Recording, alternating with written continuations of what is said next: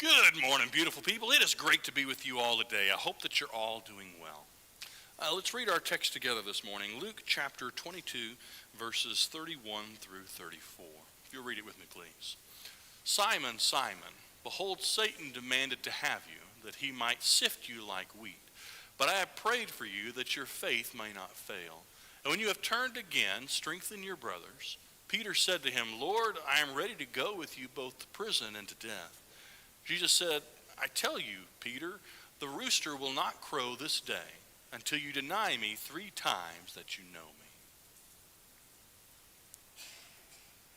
When Jesus called his disciples, he said just a few words, follow me. The implication being that we were to do, or his disciples were to do what he did, to go where he went, to walk in his footsteps, and to use him as their example. And the same is true of us, that we are to do as Jesus did, for he is the example of how to live on this earth. And here in this passage, we see that he prayed for Peter. Throughout the year of 2025, we are emphasizing the importance of prayer, the importance of my prayer life, the importance of your prayer life, that we might pray more. And for the most part, we've looked at prayers of Jesus and looked at what we could learn about prayer from him. There have been a few exceptions, but for the most part, his prayers. And here we see not the full prayer of Jesus, but the report that he prayed and that he prayed for Peter. And today we're going to talk about the need to pray for one another. If you got your Bibles, go ahead and turn with me to Luke chapter 22 in the passage we just read. But I'm wondering, how many Bibles do we have? How many Bibles are there? What a great sight.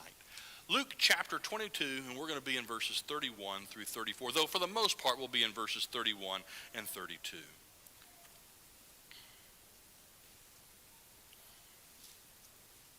Let's read verses 31 and 32 again. Simon, Simon, behold, Satan demanded to have you that he might sift you like wheat. But I have prayed for you that your faith may not fail, and when you have turned again, strengthen your brothers. First thing I want to ask is, what did Jesus pray for? We know he prayed for Peter, but what specifically did he pray for? Notice again, verses 31 and 32. Simon, Simon, behold, Satan demanded to have you that he might sift you like wheat. But I have prayed for you that your faith may not fail, and when you have turned again, strengthen your brothers. So what does Jesus pray for? Well, I can tell you what he doesn't pray for. He doesn't pray, Lord, would you please help him to have a little bit more strength? Would you help him to have a little bit more rest? After all, he's been really tired because, if you, spoiler alert, he's going to fall asleep very shortly. Could you help him be rested a little bit more? He doesn't pray for a lot of things that he could have prayed for Peter. Instead, he focuses more upon the spiritual realm of Peter's life. When I think about the prayer requests that I most often hear, the prayer requests that I even most often make, what do they usually revolve around? They usually revolve around some kind of physical ailment or perhaps some physical need, usually something to do with this particular life, with this particular world. And I'm not suggesting that it's bad to pray about those things. James tells us to make sure to make our prayers known to God, and Paul lets us know that we are with thanksgiving to let our requests be known to God. So we're to let him know the physical ailments that we have. We're to let him know the challenges that we have and ask him to take care of us. But not merely those things. And when I think about it, the majority of the prayer requests that I hear, the majority of ones that I make, don't necessarily revolve around the spiritual life of another person. Usually it's more of their physical needs or their physical needs. But I think we're supposed to try and do both. You might ask, well, how exactly do we do both? Well, we might think in terms of, Lord, I know that so-and-so has been having some physical challenges, and I know that oftentimes with physical challenges, there is a sense of frustration. There's a sense of being overwhelmed. Lord, can you help them to not be to despair in the midst of it? Can you grant them strength and encouragement in the midst of the challenges that they're facing? Or, Lord, I know it's been a hard time. They've asked for assistance, or they've asked for help within their financial realm. Lord, can you be with them in the midst of those challenges, because with financial challenges often comes a feeling of being overwhelmed or being alone. That it's not that we're supposed to pray for just one or the other, but to kind of try and pray for both. And here we see Jesus praying not in this case, not for his physical needs, but focusing upon Peter's spiritual needs. that we're to pray for one another, but specifically, as in addition to everything else we might pray, to pray for one's spiritual needs. I want us to notice when Jesus prayed. When did Jesus pray? Let's look again. Verses 31 and 32. Simon, Simon, behold, Satan demanded to have you that he might sift you like wheat. But I have prayed for you that your faith may not fail, and when you have turned again, strengthen your brothers.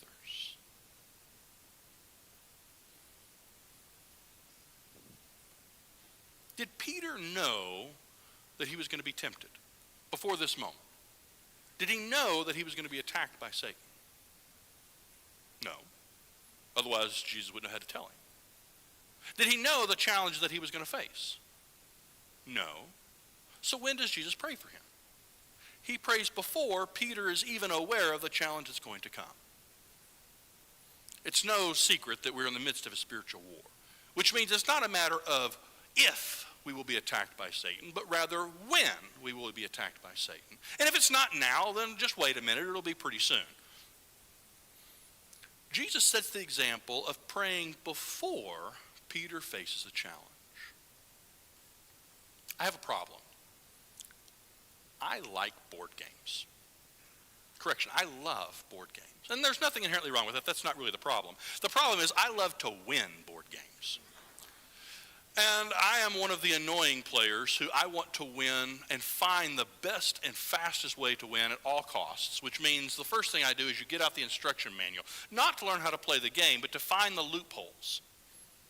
To find the loopholes in the rules so that you can win. For example, did you know that it's possible to win Monopoly every single time because there's a finite number of houses in Monopoly? Did you know that to get a hotel, you must first buy all 4 houses, and they must physically be there? So guess what? If you buy up all the houses, nobody else can. You win. You will lose your friends, but you will win. I especially love strategy games, strategy board games. And one of the things that strategy board games have taught me is the preemptive strike. That is that you don't wait until your opponent is well positioned. You don't wait until he looks like he's a threat. When he's down, you kick him as hard as you can so that he can never get up again. That's the preemptive strike. It's kind of what Jesus does here, isn't it? It's a preemptive strike in the idea of prayer. That he prays for Peter before anything ever happens, before the temptation emerges, before any of the challenges emerge, that he prays before anything takes place. And we too ought to be doing the same thing. To pray for one another when we know there might be something coming. But how do we know who to pray for? Well, sometimes I suspect it might be the person who comes to mind. We just happen to be going about our day and somebody keeps coming up onto our mind, and I can't help but wonder if those times when somebody keeps coming to mind, if it might, just might be the Holy Spirit whispering, this person's going to need some help, or this person needs some help now. Might not be, but it might be. Another option would be we have this wonderful thing called a directory. And you can go through that however you want to. You can go one by one by one by one if you want to. You can start with the Z's or you can start with the A's. You can be weird and start in the middle however you want to do it. But preemptively praying not just for the challenge, not just for the physical or fiscal needs, but the spiritual challenges that we're going to face as well. Because it's not a matter of if, rather just simply a matter of when. And notice, what does Jesus do after? What does he do after he prays? Let's look at our text again.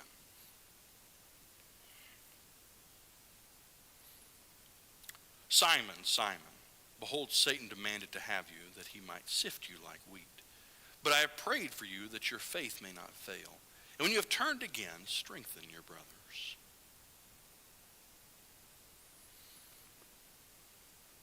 What did Jesus do? After he prays for Peter, what does he do? He tells him. It's the only way Peter knew what was going to happen.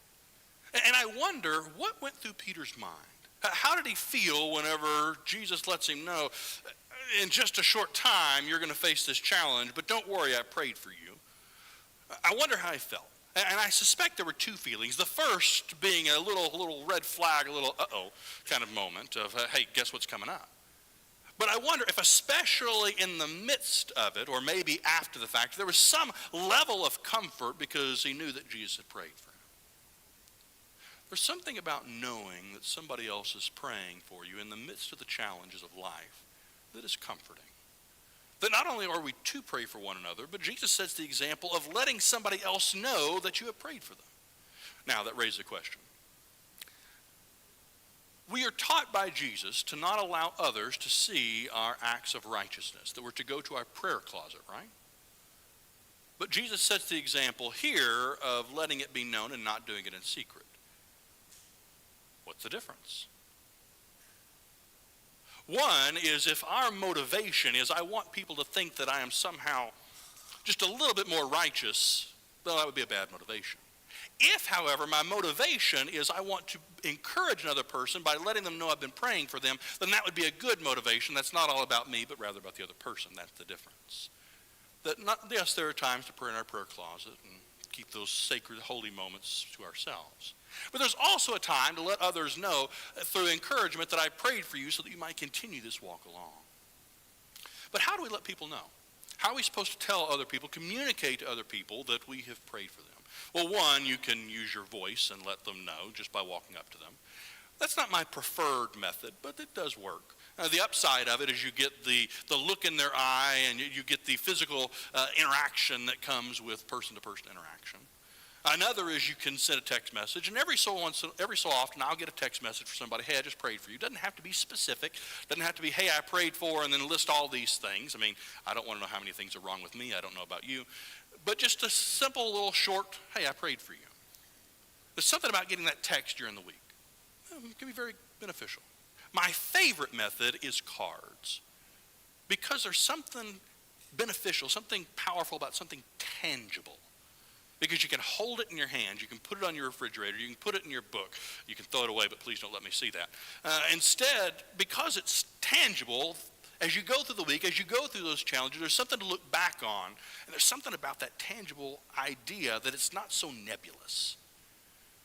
And it's something that we can do whether we're present or not. For some of us face physical limitations where we can be here sometimes, but not all the time. For some of us, it becomes challenged to be here perpetually, and we feel like maybe we can't contribute in the same way, but guess what? You can send cards regardless of where you're at. You can send text messages regardless of where you're at. And there's something about that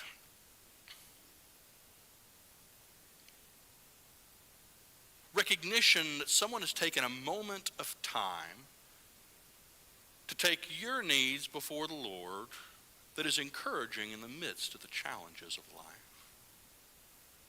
We need to pray for one another. We need to pray for one another's spiritual needs. And we need to let one another know that we've done so. Perhaps one of the greatest cinematic moments in all of movie history came with the movie Endgame with the Avengers. If you're familiar with the movie, let me set the scene for you. If you're familiar with the whole plot line, you know that by this point Thanos has killed half of the world, half of the population, and they've just vanished and gone. Including a large portion of the Avengers who are now faced with trying to defeat Thanos and reset the world where everybody comes back. Spoiler alert, by the way. In their attempt to do so, they go through all these hoops and they go through all these challenges to finally arrive at this one battle scene to try and defeat Thanos and take these stones away from him. And there's this moment when everything seems lost. Captain America stands by himself, bloodied and beaten, just barely holding himself together, facing Thanos and the whole Thanos army all by his lonesome. When you start to see just a little bit of a smidgen of light, and it starts getting bigger. And finally it becomes this circle, and you hear this voice. One of those Avengers that had passed, one of those Avengers that had been removed by Thanos. This voice of on your left. And before you know it, all these heroes who had once been gone because of Thanos' power now walk through these circles, and there's this moment of, oh. I remember being in the theater and hearing the sheer cries of joy at this moment. Because what they'd managed to do in this movie is they captured a feeling in picture form. The feeling of not being alone. The feeling of going from thinking you were alone to suddenly not being alone and being surrounded by an army ready to actually do battle. Because it turns out that in the midst of the challenge of life, especially the spiritual challenge of life, we have a tendency to feel like we're kind of by ourselves. Yes, we know that it's true that we're not, at least here, but not so much here. And there's something about knowing that somebody else prayed for you, maybe even having something tangible that says, I know someone has prayed for me, that I might make it through these challenges, that reminds us that we're not nearly so alone as we might feel.